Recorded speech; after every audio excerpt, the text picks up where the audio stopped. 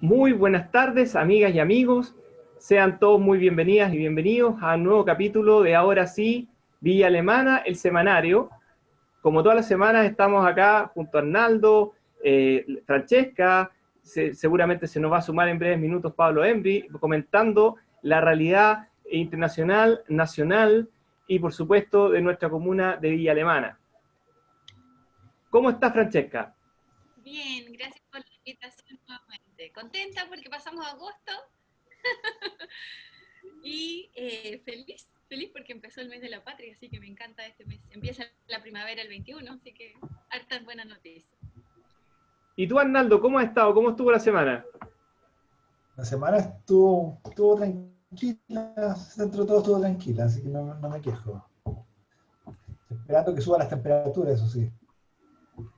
Hemos estado cargados de noticias y debates ambientales que ya vamos a poder revisar, tanto en la provincia, en la comuna, como también en la región.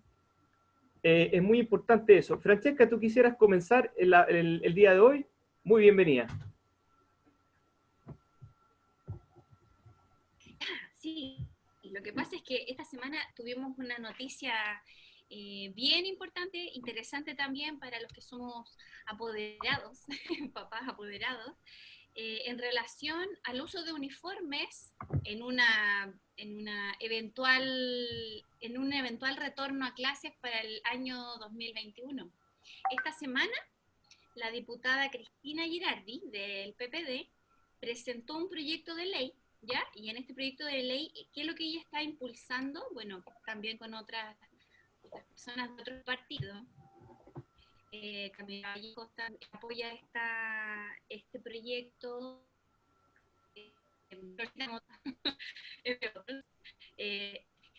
¿y qué es lo que dice el proyecto de ley? Que van a prohibir el uso de uniforme, o sea, no prohibir el uso de uniformes, sino que van a prohibir a los establecimientos educacionales la obligatoriedad del uso de uniforme para el ingreso o el acceso o la permanencia en los colegios. Es decir, ninguna institución educativa debería prohibirle la entrada de los alumnos si es que no cumplen con el uso del uniforme. Entonces, bueno, ¿qué es una de las cosas que se dice en este proyecto de ley? Dice que los establecimientos educacionales no podrán obligar al estudiante a usar ningún tipo de uniforme. Por aspectos formales no debería el niño quedar fuera de clase. Los padres podrán elegir qué tipo de vestimenta va a utilizar el alumno para ingresar y permanecer dentro del colegio o de la escuela. Y además de esto, bueno, esto creó una tremenda polarización del término, porque en realidad yo he visto hartos tipos de comentarios, hay personas que están en completo desacuerdo, porque la idea de esto, según lo que dice Cristina Girardi, es parar un poco el tema del gasto educacional para los padres para el próximo año. Mira, voy a leer una cosa que yo encontré acá, un dato. Dice, del total del presupuesto familiar del hogar, un 6,5% se gasta en educación, ¿ya? Entonces, el INE también tiene otro dato, el Instituto Nacional de Estadística. La última encuesta de presupuestos familiares que realizó el INE, que fue el 2016 hacia junio del 2017, que esa fue la última encuesta, nos señala y arrojó este estudio que las familias gastan en promedio 72.000 pesos solamente comprando el uniforme escolar, ¿ya? Entonces, ese fue el fundamento para que Cristina Girardi del PPD presentara este proyecto de ley para que solamente por el año 2021 los colegios no tuvieran ningún tipo de decisión ni tampoco prohibir el ingreso de los alumnos que no con esta formalidad del uniforme, ¿ya? Ahora, ¿qué pasa después del 2021? El 2022 dicen que, bueno, lo que dice también el proyecto es que desde el 2022 la comunidad educativa tiene que decidir en conjunto cuál va a ser el tipo de vestimenta que van a utilizar para retomar el uso del uniforme, si es que la comunidad educativa así lo decide, ¿ya? Ahora, el Consejo Escolar va a aprobar o rechazar la opción de volver a utilizar esta formalidad desde el 2022 en adelante. Ahora, como les comentaba, esto tiene de dulce y agraz, porque por un lado, uno como apoderado quiere que los niños vayan cuidando y resguardando su ropa de uso diario, de uso cotidiano, su ropa para casa, y proteja usando todos los días el uniforme escolar, ¿cierto? Uno cuida su ropa. Pero por otro lado, hay gente que dice que si es que el colegio prohíbe, o sea, perdón, que manifestación de dejar a los niños que vayan con cualquier tipo de ropa, como por ejemplo existe el Jeans Day, ¿qué va a pasar? Se dice que se van a segregar mucho más a los alumnos por parte de los mismos alumnos. ¿Por qué? Porque no todos los niños fueron educados con los valores, ¿cierto? Hacerse bullying, porque a lo mejor un niño trae ropa de marca, el otro niño no trae ropa de marca, y entre ellos, sí, lamentablemente, como están en este proceso de formación valórica recién, puede ser que ellos mismos comiencen a segregar a otros compañeritos que no pueden acceder a tener cambios de ropa diarios, por ejemplo, otros niños sí tienen necesidad. Entonces el uniforme ahí vendría como a equilibrar un poco estas diferencias como con los niños que tienen mayor vulnerabilidad, y se uniformiza, valga la redundancia, este tipo de condiciones familiares. Hay gente que está en desacuerdo porque dicen que en realidad es mucho mejor usar ropa de calle, también obedece al respeto a la diversidad, no todos quieren vestirse igual, no todos se sienten cómodos, y lo que ha dicho la mayoría de la ciudadanía es que a la gente le gustaría que sí haya una especie de formalidad, entre comillas, pero que sea cómodo. La mayoría ha opinado en las redes sociales, que yo me puse ahí a investigar un poquito, que opinaba la ciudadanía, comentan la idea uniformar, pero no con estos trajes tan incómodos para los niños, sobre todo en el invierno para las niñas, y que a lo mejor sea el uso de un buzo, la formalidad a lo mejor que venga y después el 2020, a lo mejor un buzo, a lo mejor una especie de toma de decisión en base a una ropa cómoda. Y eso podría ser llamado uniforme quizás ya para el 2022. Pero es un tema complejo, es complejo. Y no sé qué opinan ustedes de este tema. Arnaldo, ¿qué opinas respecto a la obligatoriedad del uso del uniforme escolar y esta posible suspensión y evaluación posterior el año 2022?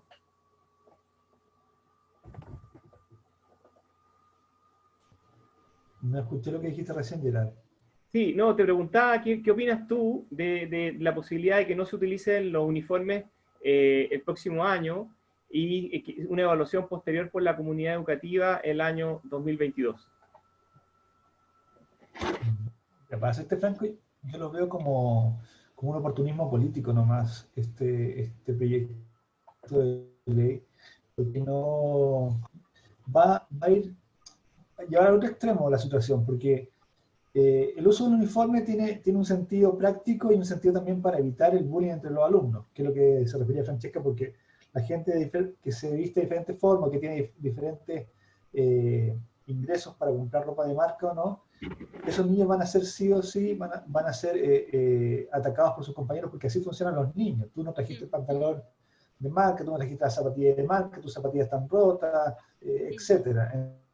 Entonces yo lo veo como un optimismo porque esta situación que sí se va a dar, van a haber muchas familias que les va a costar mucho llegar a la compra de uniforme, yo creo que espontáneamente dentro de las comunidades de cada colegio se va a tratar de solucionar esos problemas con las familias que no pueden lograr ese gasto. Y es lógico, y no solamente va a ocurrir en uniforme, va a ocurrir en libros, en útiles, y en muchas cosas más. Y las familias muchas familias en números rojos hace tiempo ya. Entonces yo lo veo, como te digo, un político que de otra forma, no como obligación a una cosa, sino como flexibilidad total a varias cosas dependiendo del contexto de cada familia. Bueno, si eso es muy importante, yo creo que la palabra clave en esto va a ser flexibilidad.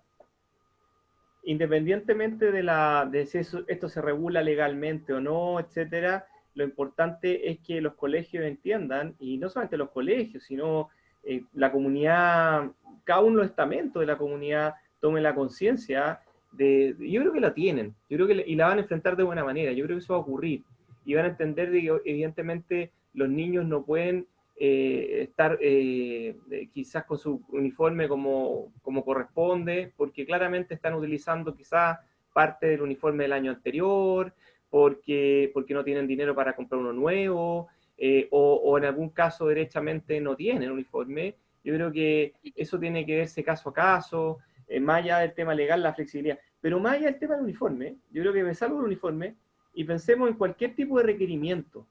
La circunstancia económica es compleja. De hecho, según los últimos datos que han trascendido, información de la Subsecretaría de Desarrollo Social, es que el 45% de los hogares declara que tiene un 50%, que tiene ingresos equivalentes a menos del 50% de los que tenía antes de la pandemia. Entonces, evidentemente, todos los hogares, o la gran mayoría de los hogares, se han visto afectados, están resentidos frente a esta pandemia. Y ahí lo quiero conectar, pasando inmediatamente al ámbito internacional, y después quizás vamos a volver rápidamente al ámbito local. Resulta que en Bruselas hubo una masiva protesta que fue protagonizada por trabajadores del mundo del entretenimiento. Y bueno, ellos alegaban que evidentemente no tienen ingresos. Ahí nos referimos a bares, restaurantes, también artistas que trabajan en diferentes campos, que con la pandemia han visto no solamente mermados sus ingresos, sino que se han ido a cero. Y evidentemente, aunque hay muchas ayudas estatales en países desarrollados, en Europa, etcétera, pero aún así requieren más ayuda estatal. Dejo instalado este tema porque evidentemente se ve en este punto esta fricción entre el derecho a la salud y por otro lado la economía. Y evidentemente, según mi punto de vista, tiene que primar la salud, pero si se desatiende demasiado la economía de los hogares, no pensando en la macro, en lo que pasa en el país, sino lo que pasa en tu casa y en la mía, evidentemente la pregunta se hace mucho más compleja. ¿Qué opinan ustedes?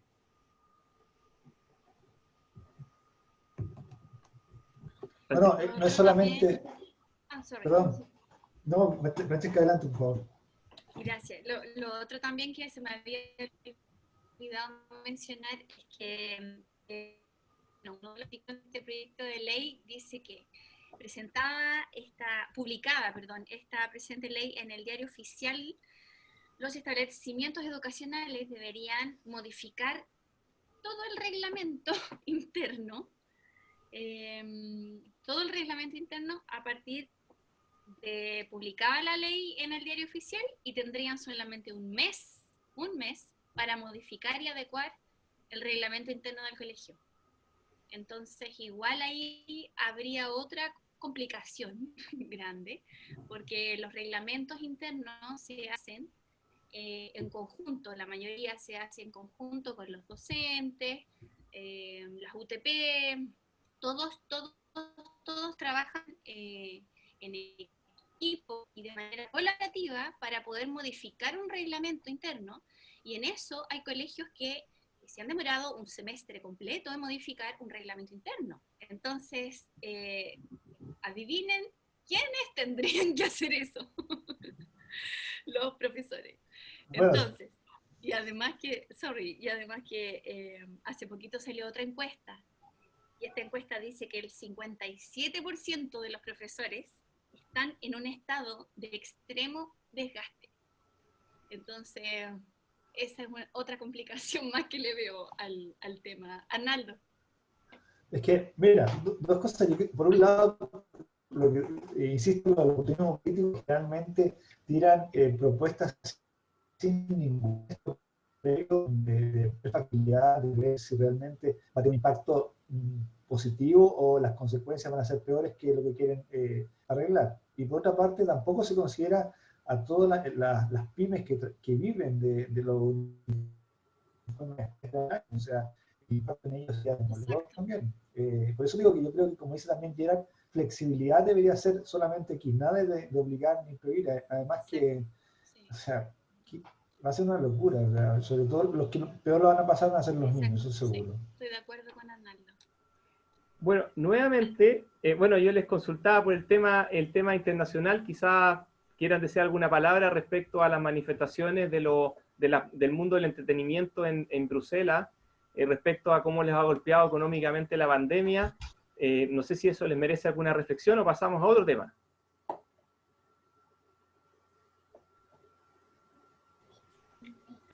Yo creo que ese es el problema que ha ocurrido en todos lados. De hecho, aquí en Villa Alemana hay un montón de locales que, de eso estamos hablando, ¿verdad? No me voy a salir del tema de nuevo. Bueno, restaurantes, Sí, ¿cómo se bueno, llama? También bares, artistas, gente que trabaja en el mundo de cines, teatros, el mundo del entretenimiento, cómo se ha visto afectado. Y en el caso de Europa, específicamente en Bruselas, hubo una gran manifestación este fin de semana, de hecho hoy día, una gran manifestación, y en el sentido de que requerían ayuda estatal porque sencillamente no se movía la aguja, no habían ingresos, no hay trabajo. Bueno, sí, el caso de España es más grave que el de Bélgica. Digo que gran parte de los ingresos como país son del sector turístico hotelero en España. Y ya era un sector que venía trabajando a media máquina porque, eh, mira, sale más barato comer en España en un restaurante que comer en Chile. Eh, un café en España te puede costar sin problema 1 euro, lo que significa 300 pesos aquí en Chile y eso no tiene equivalencia, ¿cierto? Son dos realidades totalmente diferentes. Entonces, tú dices, ¿cómo un país que debería ser más caro que Chile tiene precios más competitivos que Chile? Bueno, por una parte, Chile se ha encarecido brutalmente, pero por otra, volviendo a la realidad española, los españoles, el sector hostelero, trabaja pagando muy mal a su gente, por un lado, para lograr tener esos precios tan bajos. ¿Ya? Generalmente yo sé que a los trabajadores, a los mozos, a la gente que trabaja en hostelería, por ejemplo, no les pagan horas extras. ¿Ya? Y eso ha sido una consecuencia de la crisis de 2009, donde se ha vuelto extremadamente complicado el mantener los trabajos. O sea, mantener un trabajo en España sigue siendo una tarea casi titánica. Y por eso los trabajadores se someten a ese tipo no sé si de apremio o de legitimidad, pero sí están en condiciones malas y con esto ya están totalmente mal. Por eso digo, Bélgica, Bruselas es una parte, sí, pero España va a ser fuertemente golpeada nuevamente debido a que su economía se basa en el turismo y que está poco diversificada. Acuérdense que en 2009 se golpeó fuertemente España por la crisis inmobiliaria que España estaba viviendo una burbuja inmobiliaria fuerte, inmensa, y ahora nuevamente se va a ver golpeada. Sí, lo que pasa es que España, claro, cuando vinieron los fondos europeos que permitieron que España consolidara su posición como país desarrollado, que no la tenía tan consolidada antes del ingreso definitivo a Europa, las inversiones más fuertes fueron justamente en el ámbito de inversión de infraestructura pública y el mundo privado se dedicó a la parte inmobiliaria. Entonces, y ese crecimiento de alguna manera se termina agotando, de algún modo u otro se termina agotando. No crea habilidades, no crea competencias, no es lo mismo que invertir en ciencia y tecnología, que permite, por ejemplo, no sé, en el caso coreano, haber empezado por piezas y partes y terminar haciendo toda la gama de tecnología, televisores, computadores, etcétera, teléfonos, tablets, qué sé yo. Y eso no ocurrió de la misma manera, por ejemplo, en España, que se invirtió mucho más, no digo que no se invierta en ciencia y tecnología, pero mucho más en infraestructura pública y el mundo privado, el ámbito inmobiliario, que en generar capacidades que permitan tener una industria más moderna. Y sí, es cierto, descansan también en buena medida el turismo.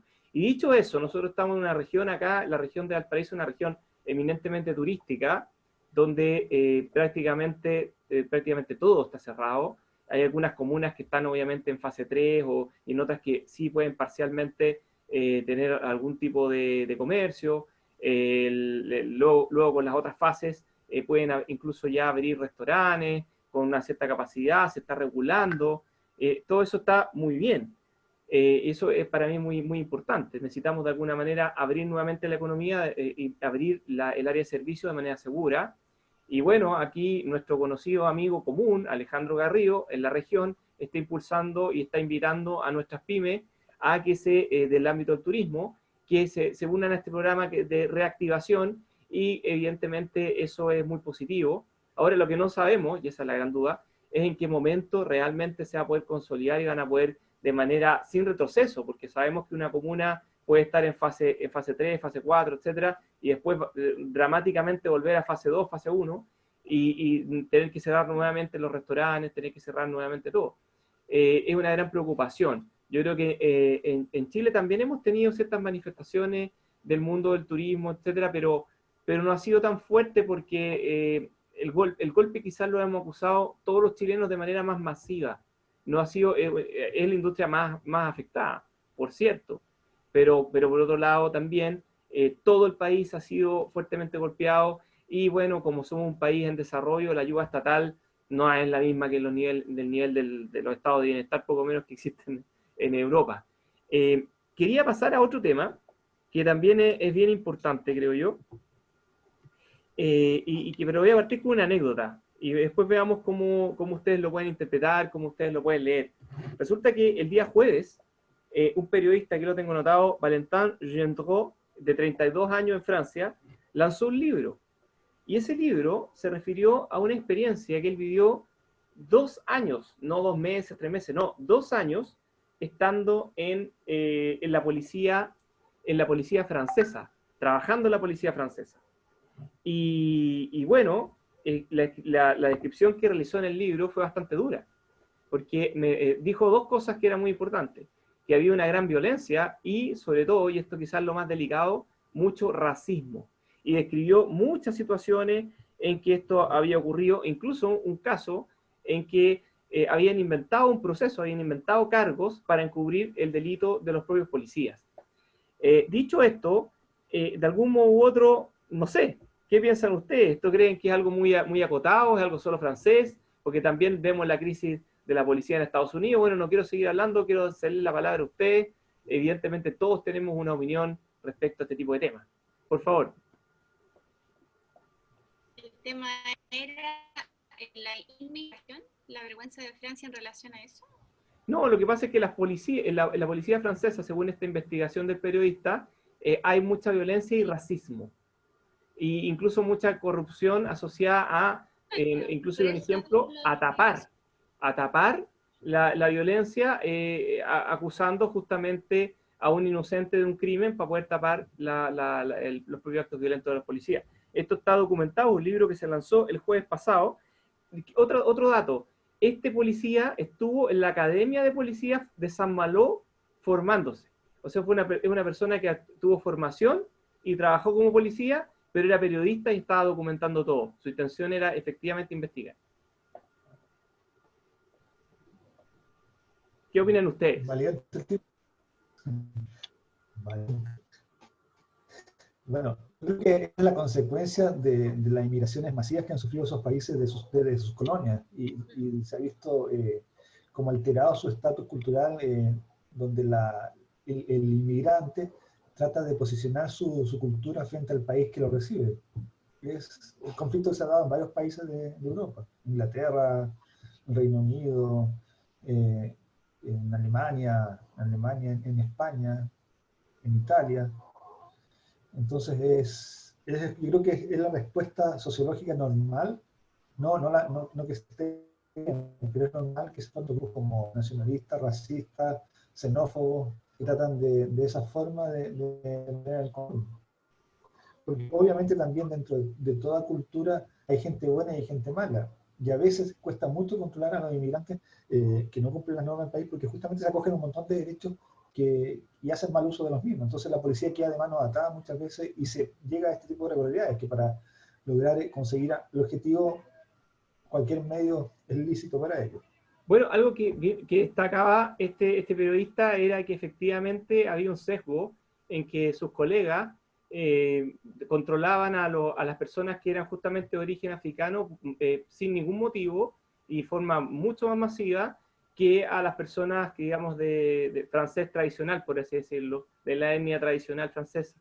Y hay un sesgo en ese sentido. Y no solamente había sucedido esta situación puntual de un delito que generaron a una persona inocente, sino que él también se había visto involucrado y teniendo que declarar, y dijo que lo había hecho para no peligrar la investigación, y eso también era muy cuestionable en punto de vista ético, declarar falsamente para proteger a unos colegas que habían golpeado brutalmente a una persona en un incidente que era bastante conocido. Dicho esto, es muy parecido a lo que ocurre en Estados Unidos. Y en Estados Unidos el problema no son los nuevos inmigrantes, son personas que probablemente tienen más generaciones que algunos de nosotros en el país. O sea, me refiero a esto, la descendencia. El caso mío, no sé, tengo por el lado paterno tercera generación en Chile, pero imagínense un afrodescendiente en Estados Unidos, no estamos hablando de 3 generaciones, estamos hablando de quizás 10, y son fuertemente discriminados y evidentemente hemos visto este año que ha habido 2 asesinatos brutales y hay un sesgo en ese sentido. Ahora también uno podría, y ahí lo más polémico, llevarlo también, no sucede en Chile también un sesgo de tipo no solamente racial, que uno podría decir que también existe, sino también un sesgo clasista. Yo recuerdo hace unos años atrás un joven que en la cárcel de San Miguel murió quemado, pero producto de un incendio en la cárcel, y él estaba ahí por simplemente vender CDs piratas en la calle. Y por otro lado tenemos el contraste de personas que defraudan por millones de dólares, engañan la fe pública en el ámbito del financiamiento de la política, que los invitan a hacer clases de ética, por ejemplo. Entonces uno cuenta desequilibrio.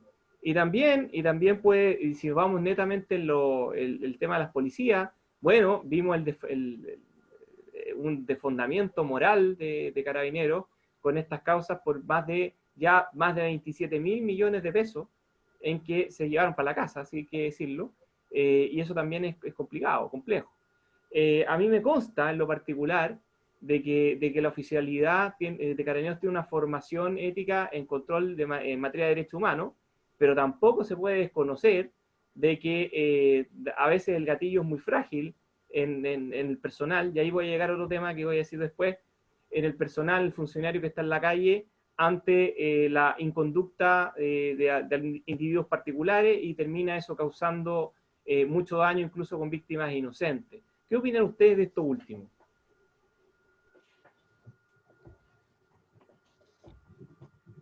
Bueno, yo creo que hay varios aristas en el tema policial.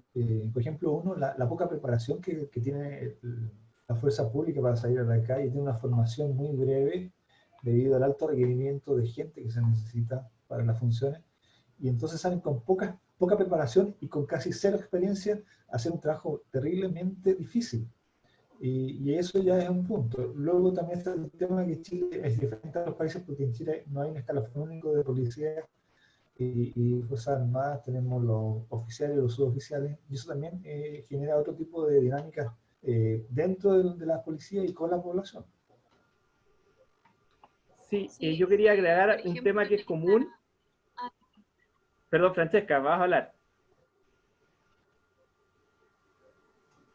sí, lo que pasa es que yo creo que, claro, como dice Naldo, es un trabajo complicado porque tienen que venir a establecer el orden de la manifestación y que esta misma no tenga tintes de violencia ni agresividad.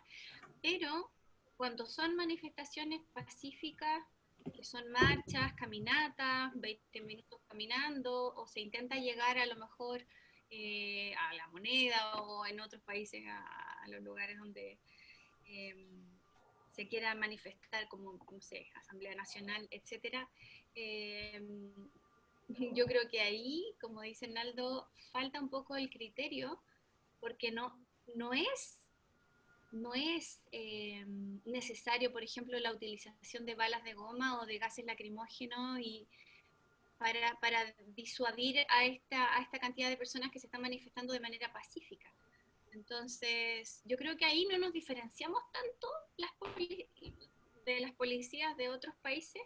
Quizás yo he visto harta brutalidad, y es porque hay gente que ha grabado los policías de allá de Francia o los de Estados Unidos. Me acuerdo de un caso de un afrodescendiente en Estados Unidos que falleció porque había sido inmovilizado por un policía solamente por un control de identidad. De hecho, le hicieron control de identidad y fue porque era sospechoso, entre comillas, había entrado a una comercial, no sé si era un almacén, mercado, algo así, y le hicieron control de identidad. Y en esta situación complicada, el policía norteamericano lo inmovilizó en el suelo, le puso esta rodilla encima de su cuello y el señor lamentablemente falleció. Obviamente el policía fue sacado de su labor inmediatamente, lo pusieron, ahora está en un juicio en curso, pero creo que, claro, como dice Arnaldo, quizás la preparación no es la óptima para poder afrontar esto. ¿Y cuál será la orden entonces de los superiores? No, yo eso quería terminar justamente con ese detalle, lo que yo conocí de la realidad regional, sobre todo el tema de la coordinación, yo trabajé, participé, no en la parte policial, sino por el tema de los cortes de calle, etcétera, de la coordinación de la programación de las marchas y el trabajo policial, y además que era un trabajo que se hacía en conjunto con las personas que iban a justamente organizar la manifestación. Era un trabajo coordinado, precisamente para que los manifestantes estuvieran lo más seguro posible, la marcha se llevara a cabo de la mejor manera. Y ese principio lo tenía muy claro, la formación de la oficialidad, las personas que están a cargo en Carabineros, al menos lo que me consta a mí, no sé, me acuerdo que estaba el comandante Eric Martins, habitualmente era una persona que iba en nombre de Carabineros a hacer las coordinaciones, tenía muy claro de que era el derecho a manifestarse es un derecho constitucional, y la forma de hacerlo y las recomendaciones eran muy atinadas, etcétera. Pero el despliegue práctico de esto finalmente no siempre terminaba bien. Había muchas marchas. El año 2018 Valparaíso tuvo relativo éxito en ese sentido, que terminaban bastante bien, a pesar de que al principio hubo gran efervescencia. No sé si ustedes recuerdan que hubo un movimiento feminista, que se manifestó un montón, que hubo tomas en universidades. No fue tampoco simple, pero fue bastante menos, obviamente, que de octubre en adelante del año 2019. Pero es complejo. Pero ¿qué es lo que sucede? Lo que yo otro que descubrí, pero por otro aspecto, era cuando necesitaba, por ejemplo, personal, funcionarios de Carabineros para los controles de tránsito, etcétera, yo los veía llegar muy, muy cansados. Y venían de otra actividad, de otras funciones, y estaban ahí 3, 4 horas o más, acompañándonos a nosotros en la fiscalización de transportes. Y bueno, ¿qué es lo que ocurre? Ahí uno se da cuenta que están reventados. Y otro elemento que decía este policía periodista, este periodista que estuvo 2 años encubierto en Francia, era que la policía en Francia también estaban muy cansados, muy agotados, reventados.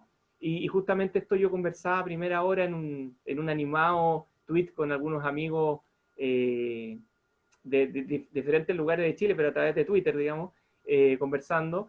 Claro, la conclusión más o menos, teníamos diferencias de opinión, era sí, la policía carabinero está en un periodo de crisis, pero también hay que reconocer que un elemento humano no lo hemos evaluado bien, que es que los carabineros en Chile están reventados.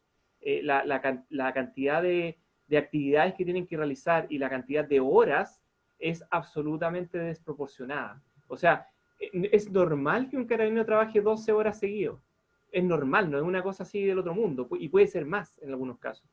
Y eso por varios días. Entonces, absolutamente desproporcionado. Y además con funciones muy disímiles. No es lo mismo estar parado ahí controlando el tránsito, después los mismos carabineros muchas veces están en un tema de una detención o participando en una investigación. en teoría debería haber diferenciaciones, pero a veces no son tan claras.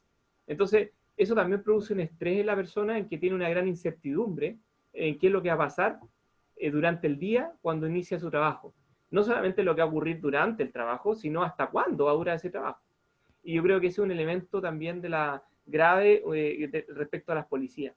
Oigan, quería llevarlo a otro tema. El sábado pasado se realizó una manifestación bastante grande en Londres, donde hubo desgraciadamente bastantes arrestos y varios durante la semana. Hubo otra manifestación en Copenhague y otra en Varsovia, y el tema fundamental era el cambio climático, que muchas veces no hemos olvidado, pero efectivamente en los países todavía, en los países desarrollados todavía está esta gran preocupación, y lo que alegan es que efectivamente ha sido un tema que se ha tirado debajo de la mesa, se ha olvidado, producto obviamente de la pandemia. No sé qué reflexión les merece esta manifestación en específico o el problema en general de que el cambio climático ha pasado a segundo plano, siendo que está ahí presente también.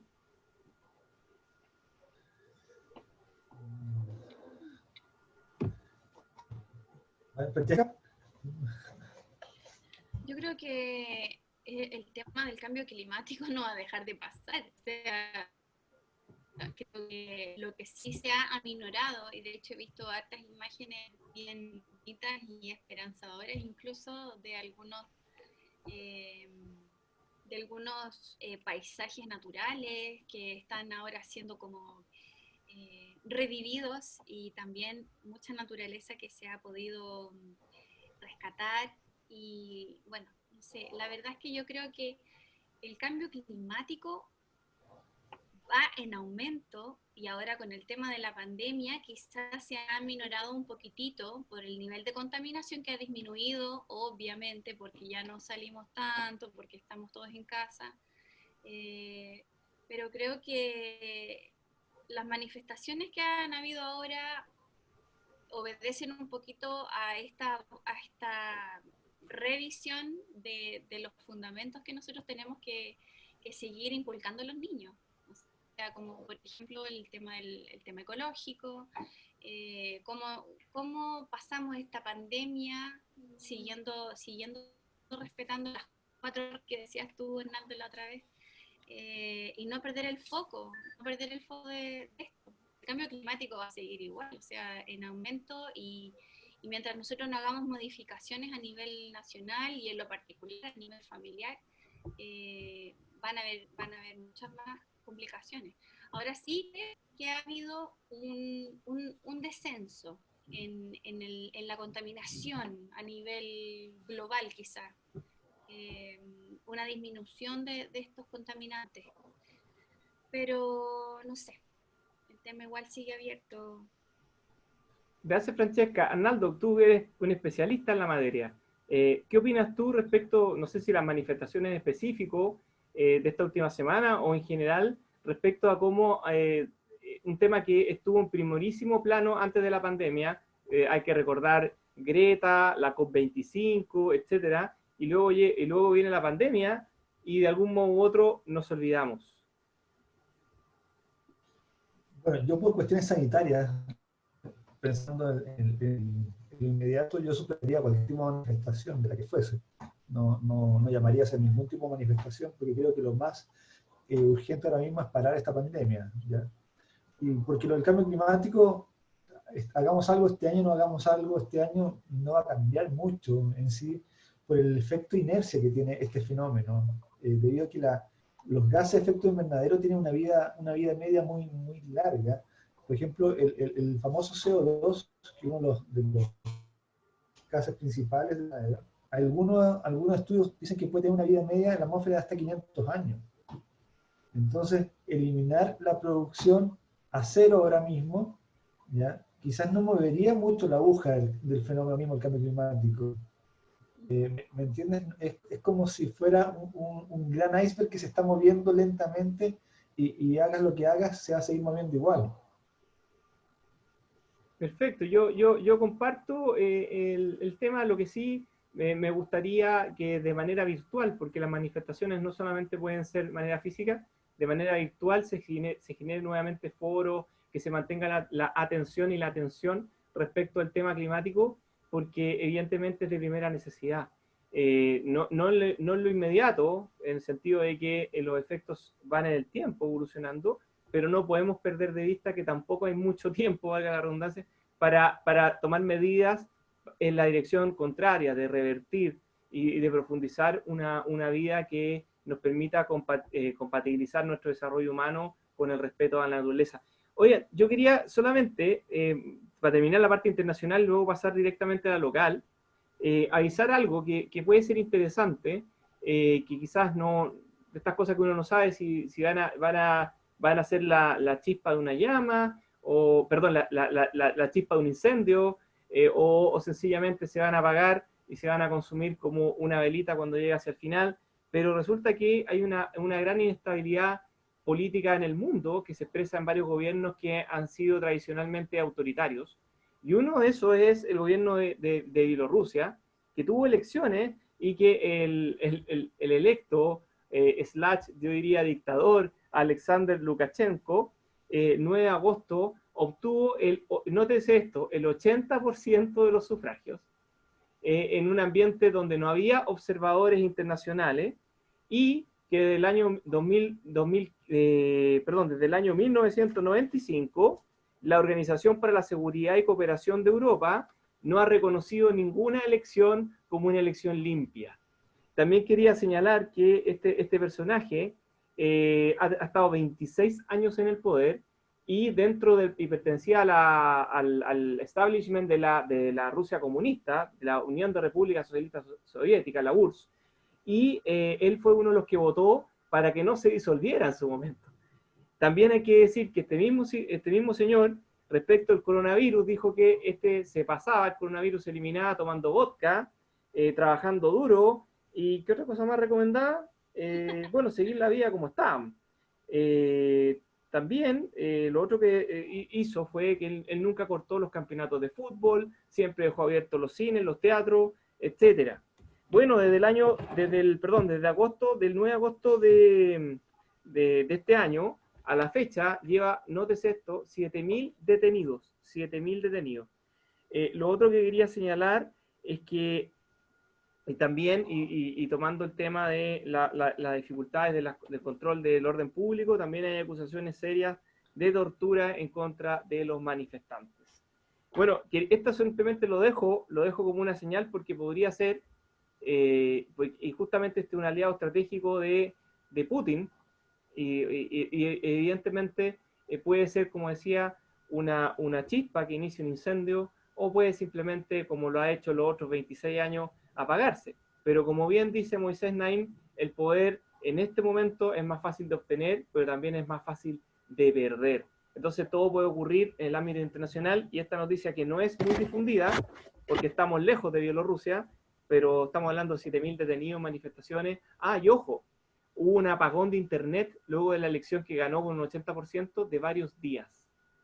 Un apagón de internet en un país completo, varios días. Cuando nosotros nos quejamos en Bielorrusia. Entonces es complejo. Nosotros nos quejamos cuando se nos cae internet y nos enojamos con molestar o con el BTR. No enojamos, pero imagínense lo que es estar varios días sin internet y además con una serie de violaciones a los derechos humanos y una cantidad, 7.000 detenidos en unas cuantas semanas. Bueno, los quiero llevar ahora al plano local. Bueno, tuvimos esta semana la despedida de Ámbar. Nuevamente ahí encontramos una gran aglomeración de gente en el centro de Villa Alemana y calles aledañas, y esto ocurrió aproximadamente el mediodía durante la semana, recordando a esta niña que durante sus 16 años de vida, muchos de ellos en nuestra comuna, bueno, sufrió no solamente una trágica muerte, sino un abuso constante de tipo de maltrato físico, incluso abuso sexual.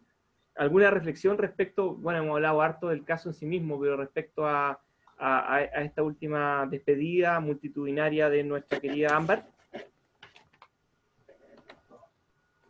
Yo creo que más que opinión sobre el tema en sí, muy lamentable y sigue doliendo, ¿no? Son como estas heridas que quedan abiertas.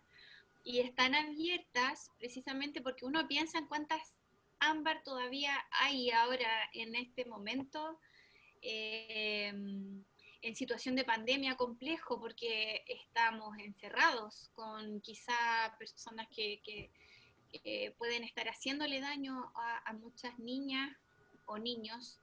Entonces, más que opinar sobre ese tema en particular, me sigue doliendo el alma pensar en eso, pienso en qué se puede hacer con las niñas que ahora en este momento están pasando por ese dolor tan grande.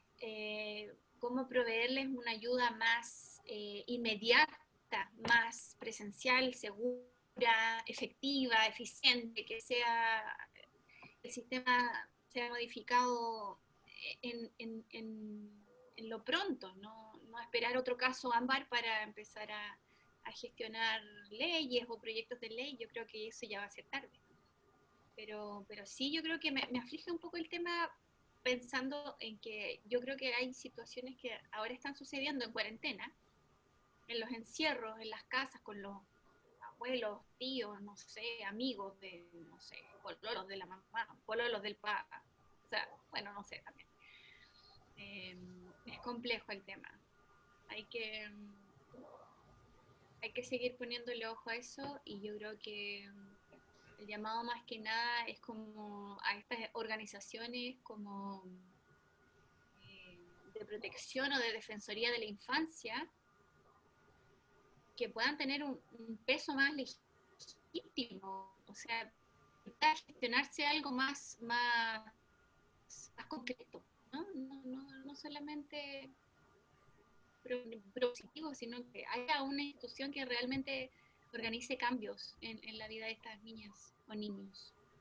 Sí, y también, bueno, está el fenómeno de las personas extraviadas y cómo nos demoramos. En este caso no fue tanto, fue bastante más rápido que en otro. Evidentemente, por lo que podemos saber, lo trascendido nunca estuvo extraviada, simplemente fue asesinada y escondida, pero también está el tema de la ley de extraviados, que es importante. Arnaldo, ¿qué opinas respecto a esta situación?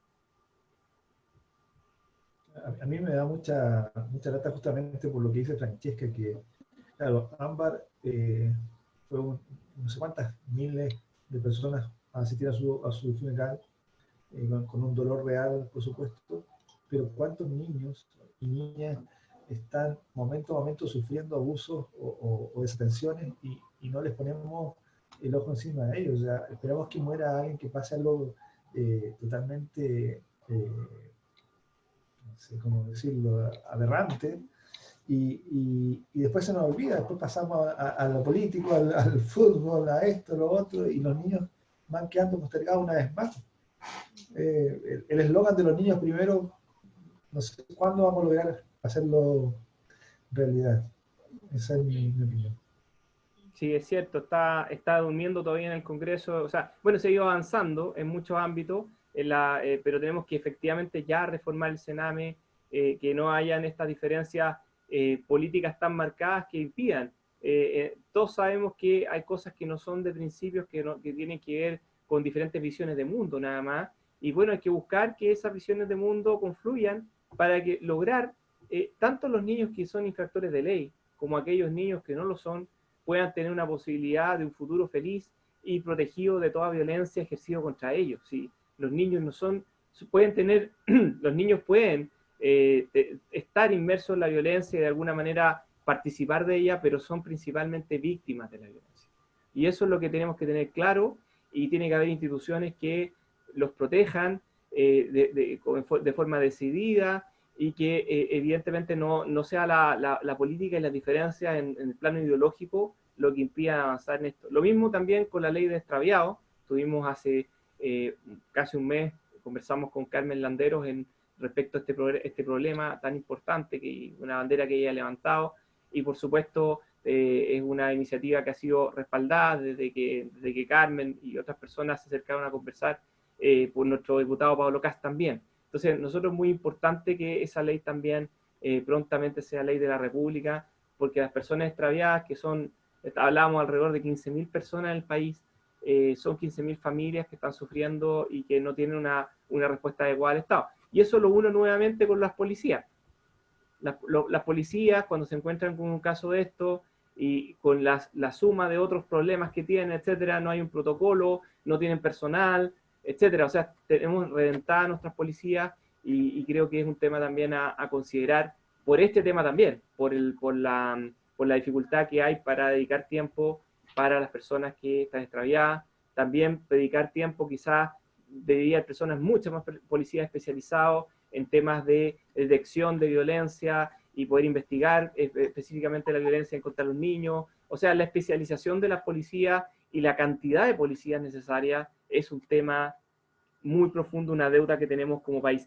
Los quería llevar a otro tema que a mí me llamó poderosamente la atención. No es porque no supiera que esto estaba en el ambiente y que de alguna manera iba a avanzar pronto, pero sí me llamó la atención de que fuera ahora. Villa Alemana comienza la actualización del plan regulador.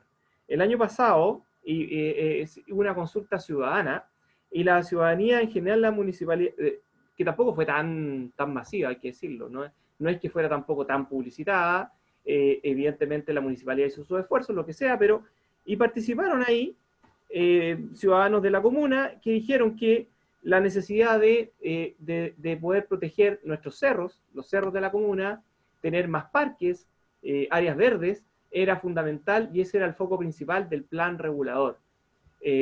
Ahí siempre existe, para contextualizar a las personas que no están muy a caballo con estos temas, es decidir básicamente dónde ponemos casas, dónde ponemos industria, dónde ponemos comercio, qué tan altos son los edificios, por ejemplo, es el tema de la densidad que puede tener un determinado sector, o sea, cuántas personas por metro cuadrado finalmente, es el tema de densidad, y también, por supuesto, otros temas como el ancho de las calles, y todo lo que implica el equipamiento que tiene que haber, los servicios que tiene que haber en cada uno de los sectores.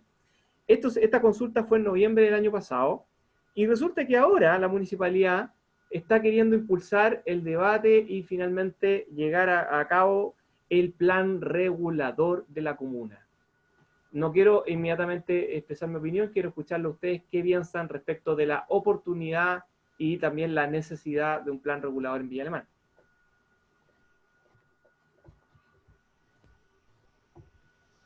Bueno, yo como soy como la realidad del plan regulador de Quilpué que fue puesto en poco, yo creo que es sumamente necesario debido al colapso más que nada vial, que estamos sufriendo como ciudades pequeñas. Nuestras calles están llenas de vehículos. Estamos aquí en Quilpué, por ejemplo, la zona del sur, la zona de Los Pinos, está llena de edificios donde hay difícil acceso, se forman nudos de botella en cada esquina prácticamente. Y en Villa Alemana yo creo que puede suceder lo mismo próximamente si no se toman las medidas, si no se hace un plan regulador pensando realmente en el largo plazo el desarrollo de la comuna, no solamente de la comuna en sí, sino también de la comuna con sus vecinos. Y eso también es lo que falta, la integración de la visión entre comunas. Los planes reguladores intercomunales no son lo que debieran ser a mi juicio. Estoy de acuerdo. Francesca, ¿tú qué opinas respecto a la necesidad de las áreas verdes, de que existan adecuadas calles, etcétera, en nuestra comuna? Pero también pregunto esto, la oportunidad de discutirlo. Digo esto porque resulta que este municipio, este alcalde, este consejo, no debería estar discutiendo esto por un tema de que las elecciones debieron ser antes.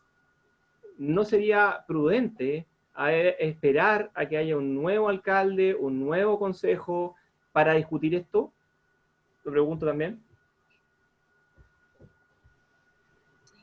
Oye, enlazándolo a eso, más que respondiendo esa pregunta directa, y obviamente haciendo alusión al tema del plan regulador, este viernes parece que Gloria Hood estuvo por acá, hablando de algo similar en relación a transporte.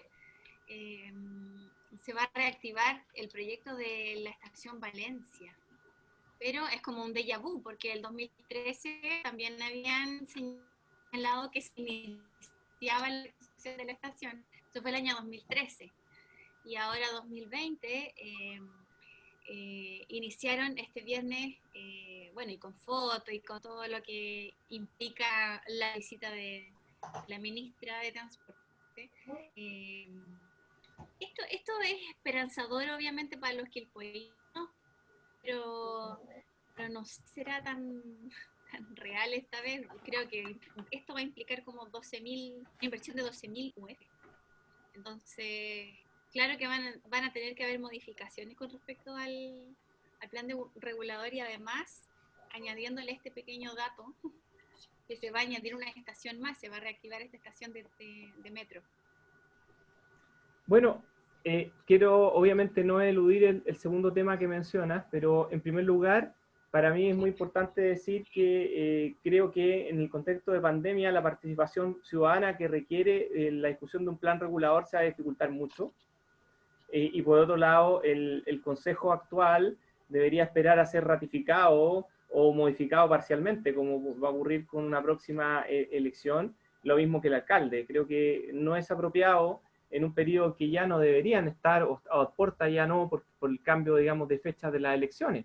Recordemos que era otra la calendarización y se desplazó varios meses la elección municipal, las elecciones municipales. Bueno, dicho eso, vuelvo también a lo que planteó, lo que planteó Francesca. Bueno, resulta que en la Estación Valencia se han hecho estudios muy serios respecto a eso, que para que sea rentable desde un punto de vista social, requiere también lo que se llama la intermodalidad. O sea, de que de los sectores aledaños, podríamos pensar Canal Chacao, otros sectores cercanos de Quilpué que están anteriores a la estación Quilpué, etcétera, lleguen buses, por ejemplo, y que acerquen personas para que esa estación realmente tenga un movimiento que sea importante.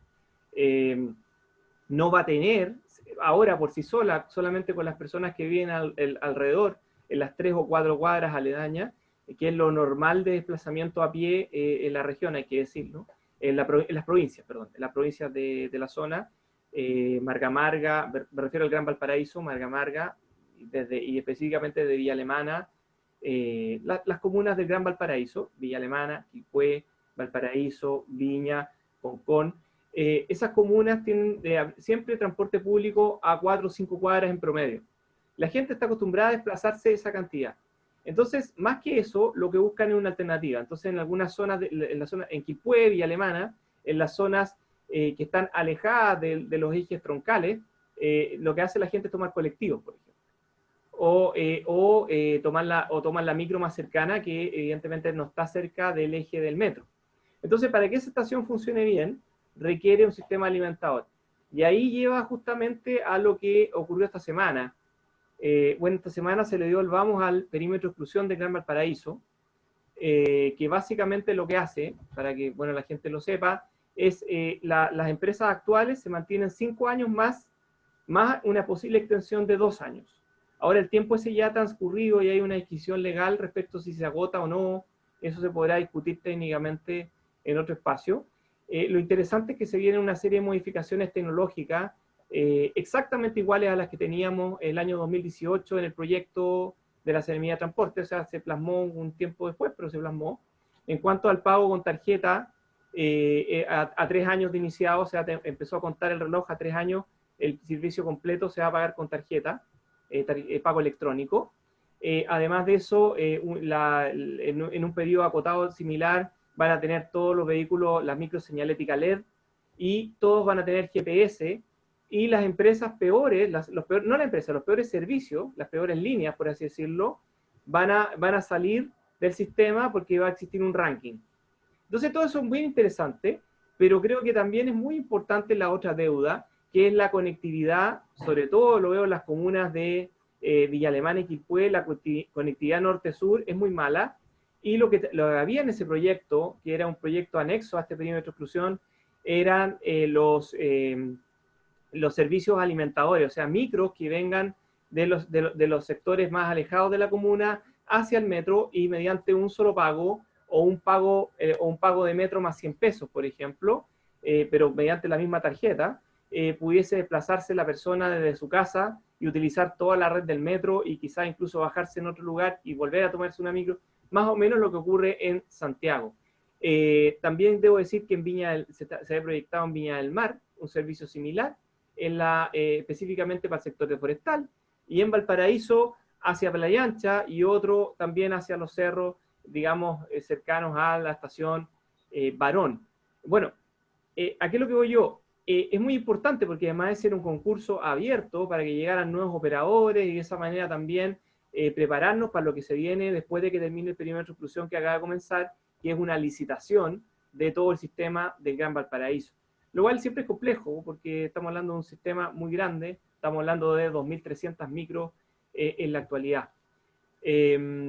Bueno, veamos qué pasa. Hemos tenido pocas noticias. Esta semana tuvimos este anuncio del lanzamiento de este perímetro de exclusión, pero la verdad no sabemos qué va a pasar con los concursos.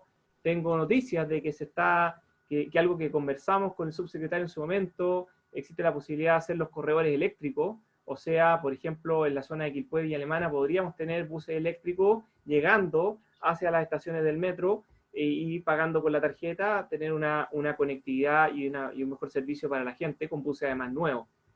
Pero no tenemos noticias, no sabemos, ha sido poca la información. Y cuando ha llegado, llega cuando ya está absolutamente todo concreto, no tenemos el proceso, no sabemos las correcciones. Bueno, lo que yo leí en el informe de prensa es exactamente lo mismo que había en el año 2018 ya negociado con los operadores del Gran Valparaíso. Bueno, yo creo que ese es un punto bien importante. Nos hemos extendido muchísimo en este programa.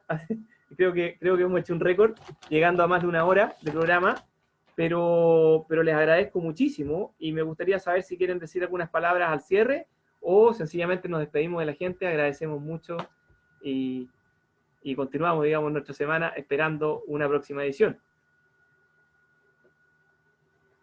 Yo creo que palabras al cierre,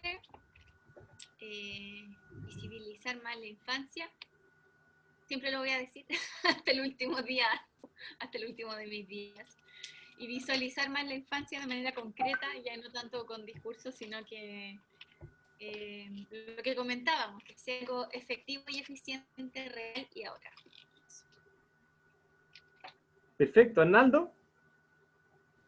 Bueno, solamente que tratemos todos un poco de salir de esta burbuja en que nos hemos visto más cerrados debido a la pandemia, que ya estábamos antes viviendo solamente en nuestro entorno, sin preocuparse mucho del resto ni de lo que viene, y tomar conciencia de en qué estamos y qué es lo que podemos hacer.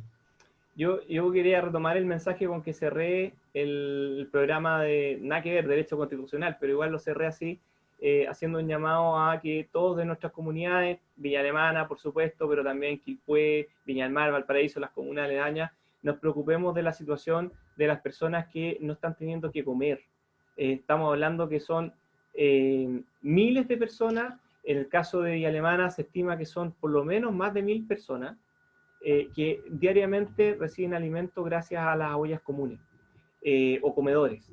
En este caso, yo quería comentar que estuve conversando con la persona que está a cargo de la olla comedor, /comedor de Los Nogales, y me manifestó que no tenían recursos en este momento. O sea, estaban viendo cómo lo iban a hacer para comenzar, y yo tenía planificado ir a visitarlos ayer, y no pude porque sencillamente me dijeron, ¿sabes que no tenemos nada? Bueno, vamos a ver qué hacemos mañana, pero evidentemente no solamente en Los Nogales, también están las dificultades en las que conversamos, la Junta de Vecinos Marga Marga, hay comedores también en Peña Blanca, y por supuesto en otros lugares de la región. Y yo hago el llamado de que nos preocupemos de lo esencial. Evidentemente hay otras cosas, no sé si recuerdan, tuvimos la campaña con unos amigos de Schomer por los pañales para los abuelos, que también es muy importante, pero no perdamos en este momento una urgencia que quizás a veces nos olvidamos porque hay ollas comunes y comedores que están cerrando por desgaste, porque obviamente son puros voluntarios, pero no olvidemos, y si hay que tomar la posta ahí, si alguien tiene el tiempo y el cariño y puede tomar la posta, hacerse cargo de un comedor que debe cerrar, es muy importante porque se necesitan manos y se necesita corazón y recursos. Así que el llamado es a eso, que prestemos nuestras manos, nuestro corazón, nuestros recursos para ir en ayuda de aquellos que tienen hambre. Bueno, con eso despedimos este programa. Muchas gracias, amigas y amigos. Hemos visto que ha habido muchos amigos y amigas que se han ido conectando, después se salen. Obviamente esto es como, también como la televisión, la gente también hace zapping, y es muy interesante ver que han sido muchos y muchas. Así que yo lo agradezco y este va a quedar aquí para que ustedes lo puedan ver durante la semana también y en otras redes también. Un gran abrazo, que tengan una excelente semana. Adiós, Francesca Llera. Buenas noches. Que tengan buena semana, buenas noches. Chao. Chao, chao.